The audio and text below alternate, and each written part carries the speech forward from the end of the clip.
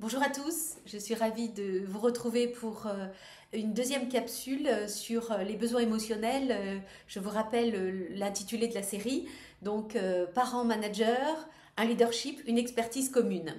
Aujourd'hui, nous allons parler du deuxième besoin émotionnel qui s'appelle les limites. Donc vous vous rappelez le verbe placer, P comme protection, L comme limite, A comme autonomie, C comme confiance, E comme écoute et R comme réconfort. Placer comme trouver sa place, placer comme aider à trouver sa place.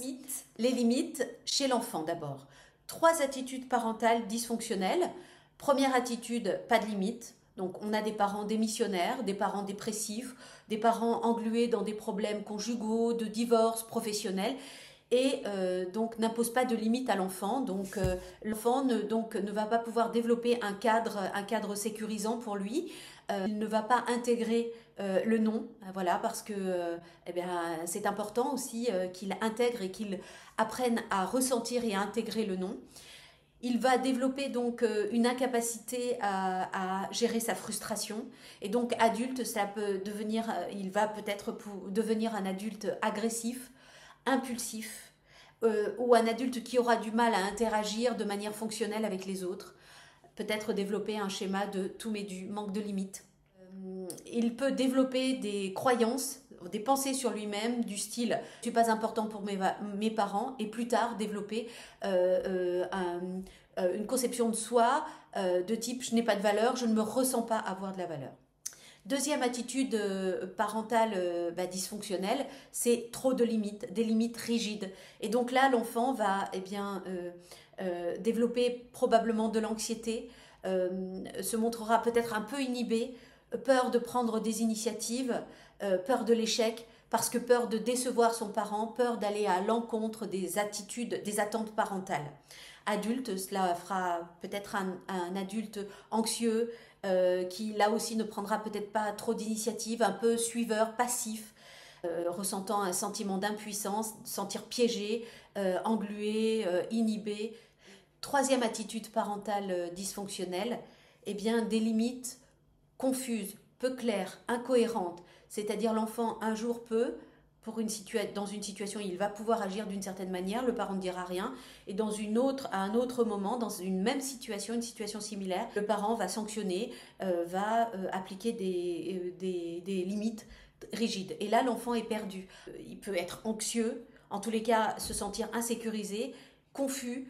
Il se souviendra que la fois d'avant, peut-être les limites ont été très rigides et le parent très sanctionnant, et donc peut-être que ça sapera sa capacité à entreprendre. Dans le monde du travail, un manager qui n'impose pas de limites, qui ne donne pas de limites, eh bien là, c'est pareil, l'organisation peut être totalement désorganisée.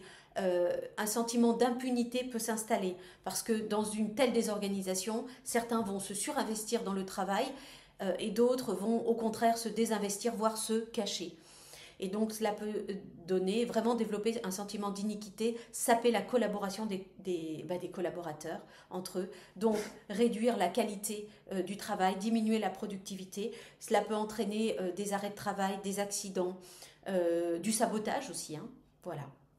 Quand les limites sont trop rigides chez un manager, parce que très contrôlant, tutélaire, eh bien là aussi, cela casse les capacités, donc la créativité des collaborateurs, l'envie d'entreprendre, parce que la peur, hein, la peur de la sanction, la peur de la réaction du manager.